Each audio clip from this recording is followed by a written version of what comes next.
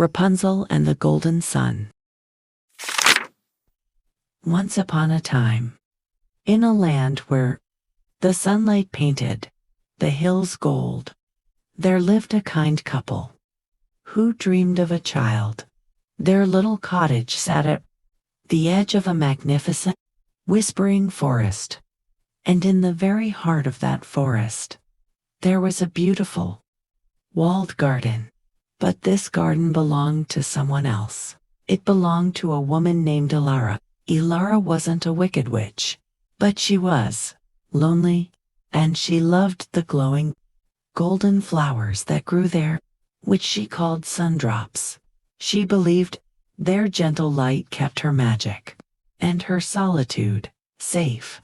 One day, the wife saw the sundrop flowers and felt a deep longing for them. She wished so very much to have just one. Seeing his wife's sadness, her husband, wanting only to bring her joy, climbed the wall and picked a single, glowing blossom. But Elara was there in an instant. Her voice was not a cackle, but a sigh of the wind. "That was not yours to take," she said. The couple apologized, their hearts heavy. Elara thought for a moment. "You may keep the flower, but in return, when your child is born, she will come to live with me. I will raise her as my own, and she will be a light in my quiet garden. This is my promise." The couple, bound by their action, agreed with great sadness in their hearts. Time passed, and a beautiful baby girl was born. They named her Rapunzel, after the sundrop flower. True to her word, Elara came with a tearful but trusting goodbye.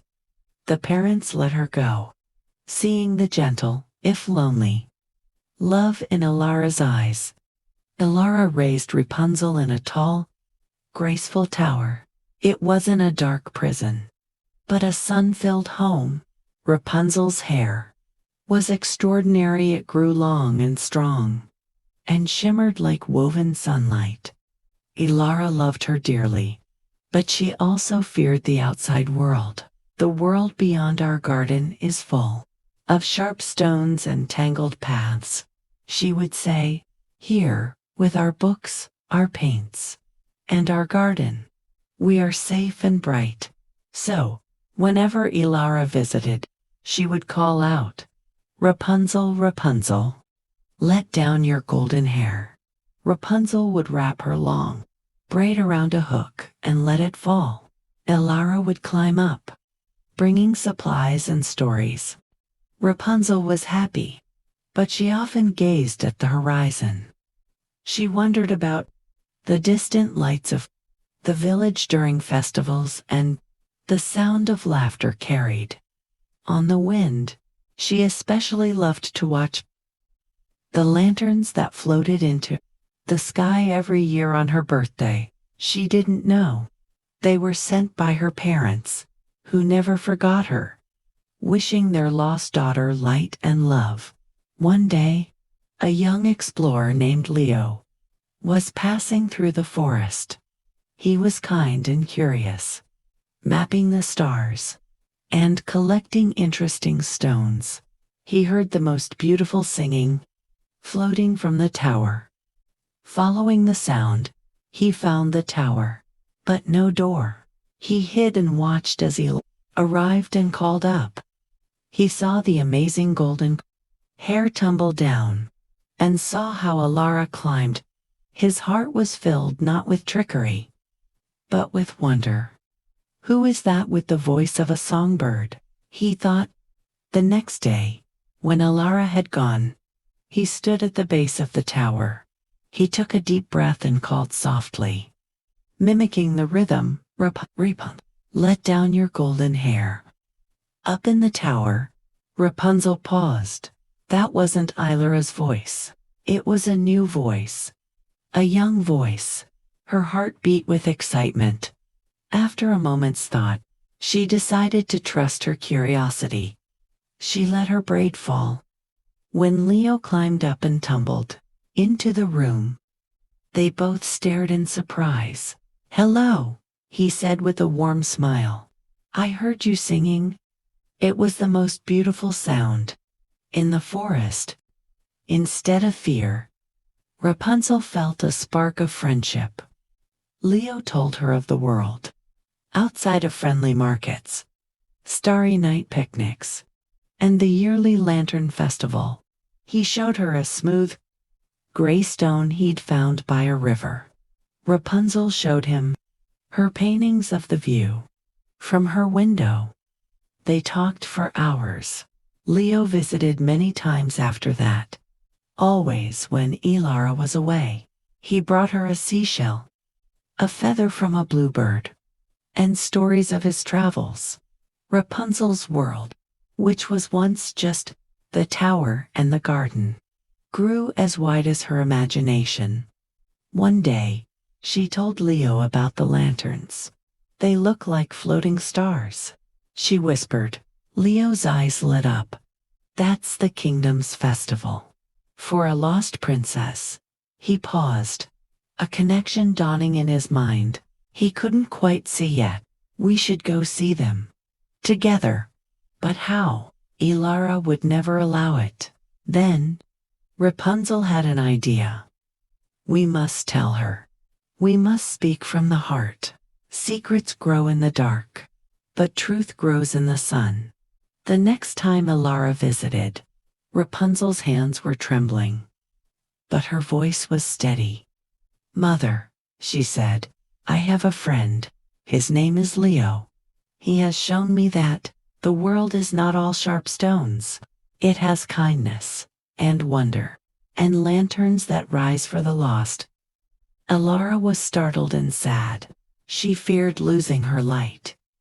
But looking at Rapunzel's honest, hopeful face, she saw not a child to keep, but a young woman to love. She saw that her own fear had built the tallest wall. She sighed, a sound like a window opening. "After a long winter, I was keeping you safe," Elara said. "But perhaps I was also keeping you from being happy.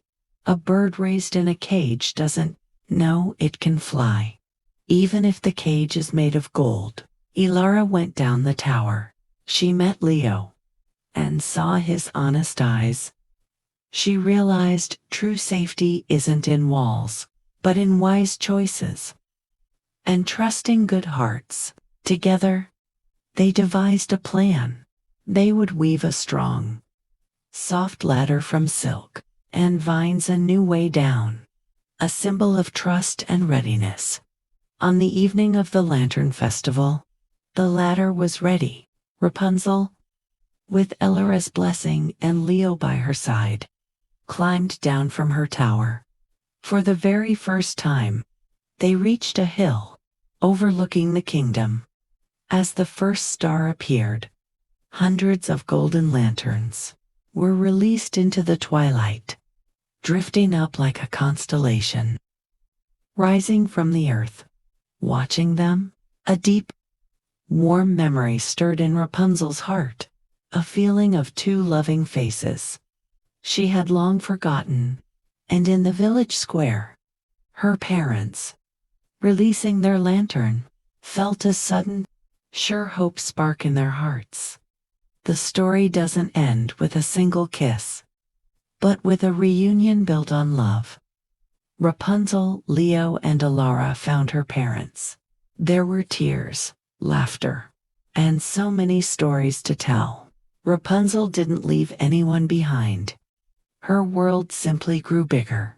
She had her birth parents, who never stopped loving her. She had who learned that love is letting go, not holding on. And she had Leo, her first friend and guide.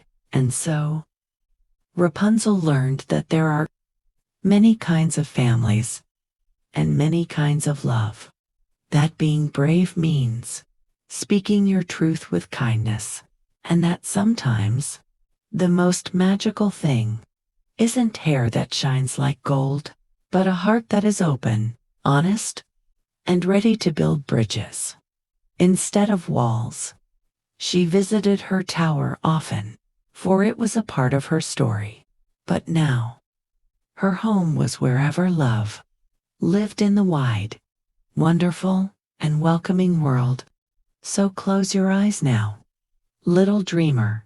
May your dreams be filled with golden light, brave choices, and the gentle, expanding circle of love. Good night, sweet dream.